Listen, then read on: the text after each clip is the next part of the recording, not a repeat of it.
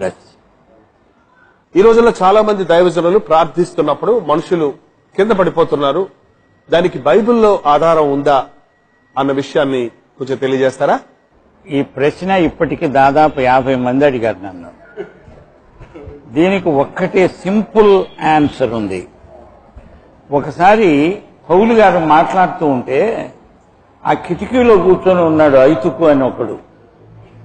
వాడు కింద పడిపోయి చచ్చిపోయాడు. అప్పుడు పౌలు వెళ్ళి అతన్ని లేపాడు. అంటే అతడు పడిపోతే పౌలు లేపాడు, కానీ పడగొట్టి లేపలేదు కదా. ఎవడన్నా పడిపోతే వాడిని లేవనెత్తండి, అంతేగాని వాడిని పడగొట్టి మళ్ళా లేపడం ఈ డబుల్ వర్క్ ఎందుకు పెట్టుకుంటారు మీరు అని నా సలహా. దేవుడు మిమ్మల్ని దీవించునుగాక. దీనికి కొంతమంది చెప్తున్నారండి, ఆ యేసు ప్రభుని పట్టుకోవడానికి గెత్సేమని తోటలోకి వచ్చినప్పుడు ఆ సైనికులు ఆయన చూడంగానే వెనక్కి పడిపోయారు కదా, అలాగే మీరు కూడా దేవుని శక్తితో నింపబడిన మూలాన పడిపోతున్నారు అంటుంది. ఇదొక విచిత్రమైన రిఫరెన్స్. దానికి అర్థం ఏంటంటే యేసు ప్రభు వాళ్ళు వచ్చినప్పుడు వెతుకుతున్నారు. మీరు ఎవరిని వెతుకుతున్నారంటే నజరేయుడైన యేసును అనగానే నేనే అన్నాడు. నేనే అనే సర్వనామము అది దేవునిది.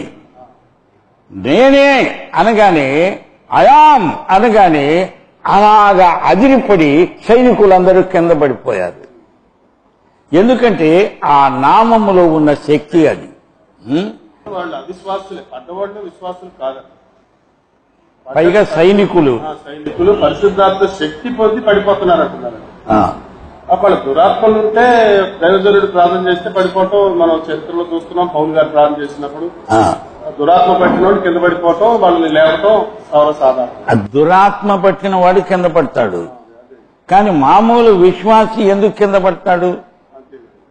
ఇప్పుడు ఏంటంటే అతన్ని కింద పడగొట్టి లేపడము అనే ఉద్యమం కొంతకాలం కిందట ఆరంభమైంది.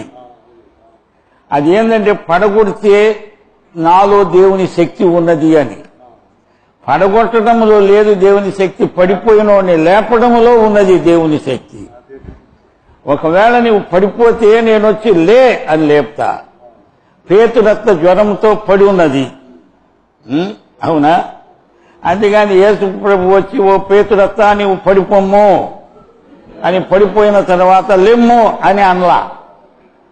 అంచేత ఆమె అప్పటికే పడిపోయింది.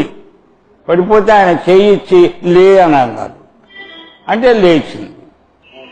బైబిల్ అంతటా కూడా యేసు ప్రభు పడిపోయిన వారిని లేపడానికి వచ్చినట్టే చెప్పబడింది. చచ్చిన వాళ్లను బ్రతికించడానికి వచ్చాడు. అంతేగాని చచ్చిందాక ఎందుకు ఇప్పుడే నేను చంపుతా ఇప్పుడే బతికిస్తానంటే చెట్టు చివరికి అభాస పాలైపోతాం. అందుకని ప్రభువును మహిమపరచడానికి పడిపోయిన వాళ్ళని లేపుదాం రండి. అనేక మంది పతనావస్థలో ఉన్నారు. అనేక గృహాలు విచ్ఛిన్నమైపోతున్నాయి. ఇప్పటికి కూడా లండన్ నుంచి నాకు ప్రతిరోజు ఒక ఆయన ఫోన్ చేస్తుంటాడు. అరగంట సేపు భార్య భర్తలు విడిపోయారు. ఆయన ఏడుస్తున్నాడు, అయ్యో నా భార్య పిల్లలు కావాలో అని ఏడుస్తున్నాడు. కుటుంబాలు పాడైపోతున్నాయి. పురుషులు స్త్రీలు పడిపోతున్నారు. యువతీ యువకులు కూడా ముఖ్యంగా ఈ వెబ్సైట్ వచ్చాక అందులో ఏవేవో కెలుకుతున్నారు, ఏదేదో చేస్తున్నారు. తల్లిదండ్రులకు గుండె కోత తెచ్చి పెడుతున్నారు. అంత పడిపోతున్నారు. వాళ్ళని లేపుదాం. మళ్ళా ఈ డబుల్ ప్రాసెస్ ఎందుకు అని ప్రేమతో నేను హెచ్చరిస్తున్నాను. దేవుడు మిమ్మల్ని దీవించునుగాక.